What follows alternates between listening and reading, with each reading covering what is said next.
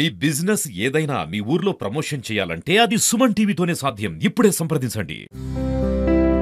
రాఖీ పట్టుకొని ఆడపడుచు ఎలా వస్తుంది అనే ఎదురు చూసినట్టుగా మాకు రావడం కూడా మా ఇంటి ఆడపడుచులాగా ఫీల్ అవుతూ ఉంటాం.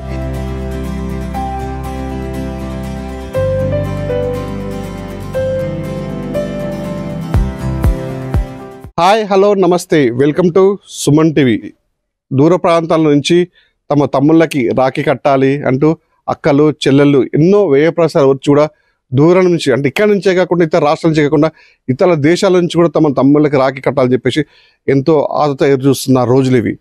అయితే ప్రస్తుతం మనం మహబూబాబాద్ జిల్లా బేరం మండలంలో ఉన్నాము. ఒక ఇంట్లో రాఖీ పండుగ వచ్చిందంటే వాళ్ళ ఆనందాలు మాత్రం ఎలా అయితే పూలు విరబూస్తాయో వాళ్ళ నవ్వులు కూడా అలా విరబూస్తాయని చెప్పుకున్నారు. ప్రతి సంవత్సరం కూడా మన పండగకి సుమారు 4-5 పుష్పాలు మాత్రం పూస్తాయి. మనకి విజువల్ చూసుకోవచ్చు. ఇక్కడ రాఖీ పుష్పం మొత్తం ఇక్కడ నవ్వుతూ ఎలాగైతే చిరునవ్వులు, చిన్న పాపలు ఏ విధంగా అయితే చిరునవ్వులు నవ్వుతున్నారో ఆ నవ్వు విధంగా రాఖీ పువ్వు ఇక్కడ విరబూసింది. ఇది ఎక్కడే కాకుండా వీళ్ళు చాలా ఆతృత ఎదురుస్తారు. ఎందుకంటే రాఖీ పండుగ వస్తుంది కాబట్టి ఈ చెట్టు సుమారు మనం చూసుకోవచ్చు. ఇక్కడ 4-5 మొగ్గలు కూడా ఉన్నాయి. ఇవి ఇంకా టైం పడుతుంది. అసలు ఈ రాఖీ పండుగ రోజు మాత్రం చెట్టు నిండా కూడా 4-5 పువ్వులతో కలకలలాడుతూ ఉంటుంది. కానీ మా అదృష్టం కొద్దీ లేచి కనీసం ఒక వారం రోజుల నుంచి కూడా చూస్తున్నాం ఈ పువ్వు ఎప్పుడు విరబోస్తుందో అని చెప్పేసి ఆ రోజు రానే వచ్చింది. రాఖీ పండుగ రోజు ఎవరైతే తమ తమ్ముళ్ళకి రాఖీలు కట్టుకుంటారో అంటే బాగుండాలని చెప్పేసి, కానీ వీళ్ళ కుటుంబంలో మాత్రం ఆ రాఖీ పువ్వుకే రాఖీలు కట్టుకొని వీళ్ళ ఆనందాన్ని వ్యక్తం చేస్తున్న పరుస్తుంది. ఈ కుటుంబానికి ఈ రాఖీ పువ్వుకున్న సంబంధం ఏంటని వాళ్ళ మాటల్ని అడగాల్సిన ప్రయత్నం చేద్దాం. మీరు చెప్పండి, ఏంటండి ఈ రాఖీ పువ్వు ఎప్పుడు తీసుకొచ్చారు?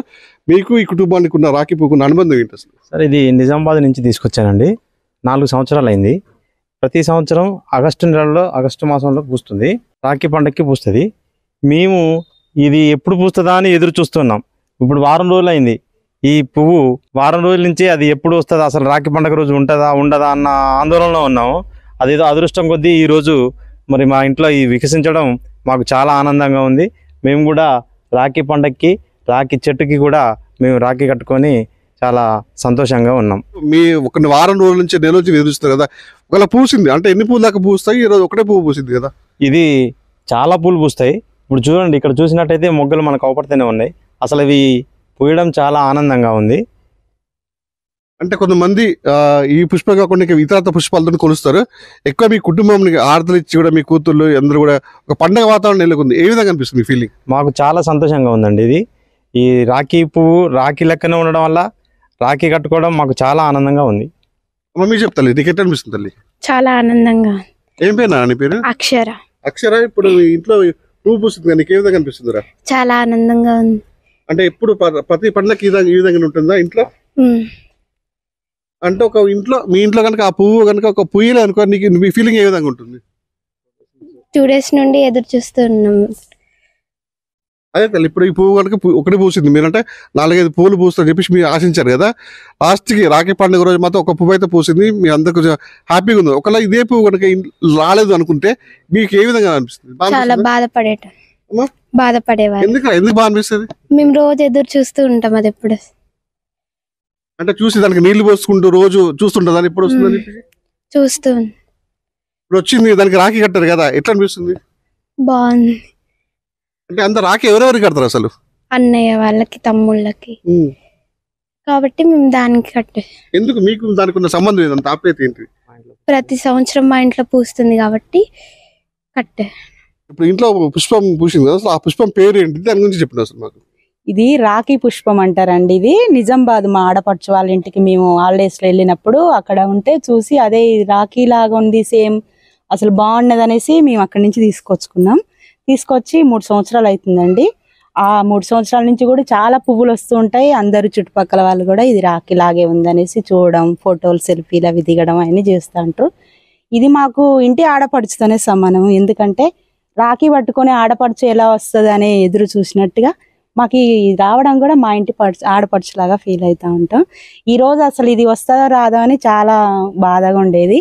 ఎందుకంటే చాలా చిన్న మొగ్గలు ఉన్నాయి. వస్తుందో రాదనుకున్నా మా అదృష్టంగా ఈ రోజు పువ్వు వచ్చింది. మీరు అనుకున్నట్టుగా మీ అదృష్టం కొద్ది వల్ల ఒక పువ్వు అయితే వికసించింది. అందరు చిన్న నవ్వులు లెక్కన పువ్వు కూడా చాలా అందంగా ఉంది. ఒకవేళ ఆ పువ్వు ఎన్ని రోజుల వరకు ఉంటుంది? ఒకవేళ రాలిపోతే మీ ఫీలింగ్స్ ఏ విధంగా ఉంటుంది? 3 days ఉంటదండి. ఇది 3 days ఉండిపోతుంది. బాధ అనిపిస్తుంది కొంచెం. అని ఇది పోయే లోపల ఇంకా వస్తూనే ఉంటాయి. ఇది వెళ్ళనంగా ఇంకోటి అట్లా వస్తూ ఉంటాయి. మామూలు మరి రాఖీ కట్టారు కదా, ఎందుకు కట్టారు? అంటే ఇప్పుడు మాకు బంధువు అన్నట్టే సార్ ఇది, ఎందుకంటే వస్తుంది కదా ఆడపడుచులాగా ఫీల్ అవుతాం అని చెప్పినాం కదా, ఇట్లా మా బంధువులాగా అంటే అన్నదమ్ములాగా ఫీల్ అవుతాం, మంచి మంచి రాఖీలు ఇస్తుంది కదా, అందుకే తనకు కూడా రాఖీ కట్టాలనేసి మా పిల్లలు పొద్దున్న లేగానే మీ పిల్లలు కానీ మీ వారు కానీ పొద్దున్న లేచి వాటికి నీళ్లు పోసి దానికి అంటే ఎప్పుడు పూస్తుందా అని ఒక ఆతృత అనేది ఉందంట. అవును సార్, పోస్తారు రోజు, ఇంకా వస్తుందా వస్తుందా అని 10 రోజుల నుంచి వెయిట్ చేస్తున్నారు మా పిల్లలు. ఈ రోజు వచ్చేసింది, ఇంకా హ్యాపీ. ఒకవేళ పువ్వు రాకపోతే వీళ్ళ పరిస్థితి ఏ విధంగా ఉండదమ్మా? బాధపడేటోళ్ళం, ప్రతి సంవత్సరం వస్తుంది కదా, ఈ సంవత్సరం కూడా రావాలని అనుకున్నాం, వచ్చింది, హ్యాపీ.